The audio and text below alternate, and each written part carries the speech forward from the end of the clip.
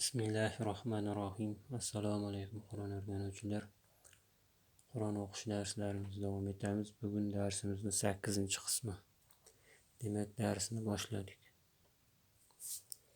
O'tgan darsda fa va qof harflarini o'tgandik. Darsni takrorlaymiz. Fa, fi, fu,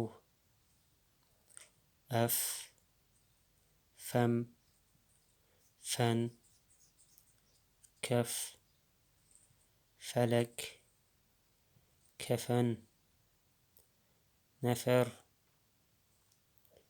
fawru, fawzu,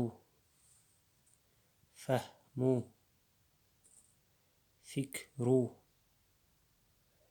zifru, kiflu,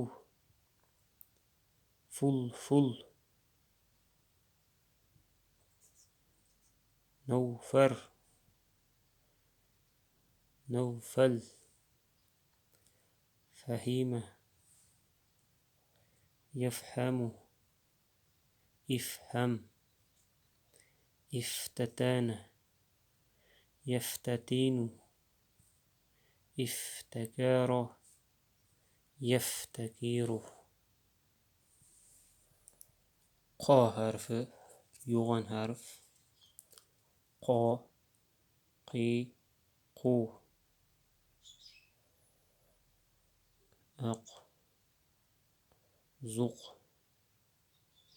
qin, qul, qum, qif,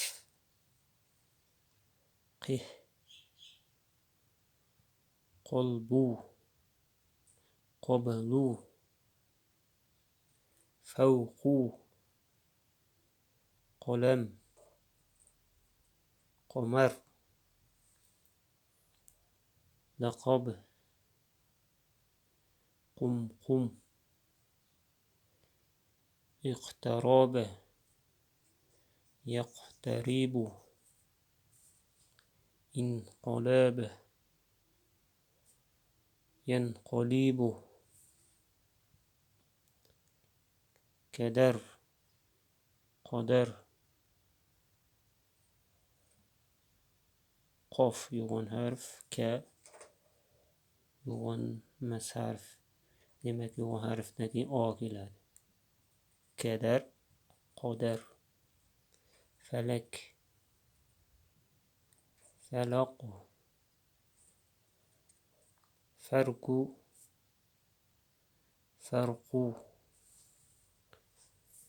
Darslarni takrorlab oldik. Yangi harf o'tamiz. Bugungi birinchi harfimiz bu shin harfi. O'zbek tilidagi sh tovushi kabi o'qiladi. Sha, shi, shu.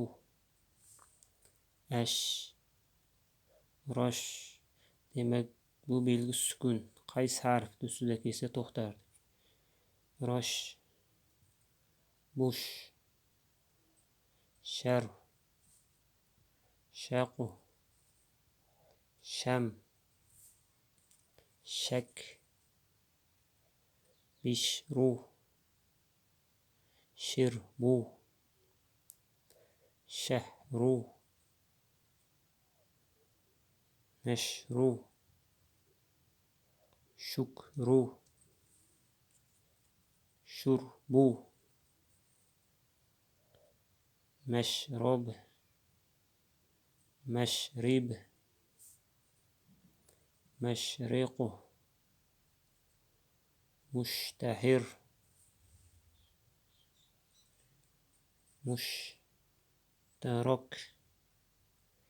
ishtaharu, yashtahiru, ibronshaqu, yabronshaqu. Takrorlaymiz. Sha, shi, shu. O'sha harfini so'z boshida ko'rinishi, so'z o'rtasida, so'z oxirida kelish ko'rinishlari. Sha, shi, shu. Ash, rosh, bush, shar, shaqu, sham, shak, bish, ru, shir, bu, shah, ru, nash, ru, shuk, ru, shur, bu, mash, robi, mashribi, mashriqu, mushtahir, mushtarak, ishtaharu, yashtahiru, ibronshaqu, yabronshaqu.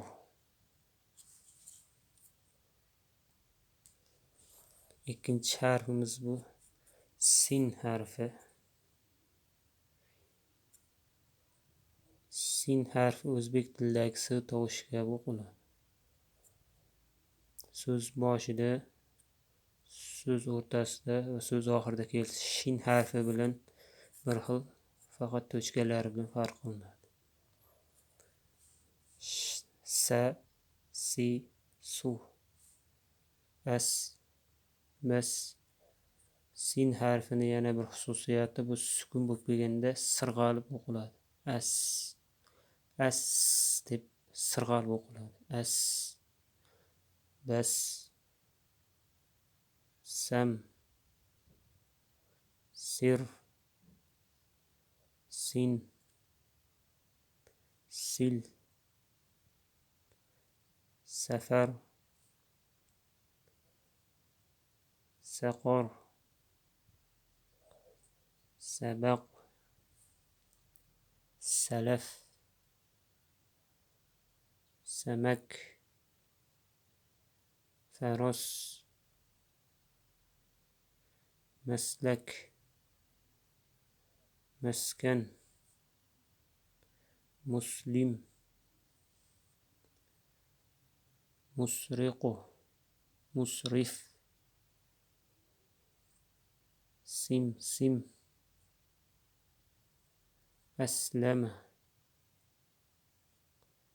yuslimu, istaysaru, yastaysiru. Takrorlaymiz. As, bas, sam, sir, sin, sil, safar, saqor, sabaq, salaf, samak, faros, maslak, maskan, muslim, musrif, sim, aslama, yuslimu, istaysaru, yastaysiru. Demak, sin harfini bir xususiyati bu sukun bilan kelganda sirg'alib o'qiladi. Bas so'zni boshida kelganda sirg'altirmaymiz, faqat sukun bilan kelganda. Suralarni boshida ham Bismillahirrohmanirrohim deganimizda bis sirg'alib to'xtaladi. Bis. Bugungi darsimizni shu yerda yakunlaymiz. Keyingi darsda ko'rishguncha.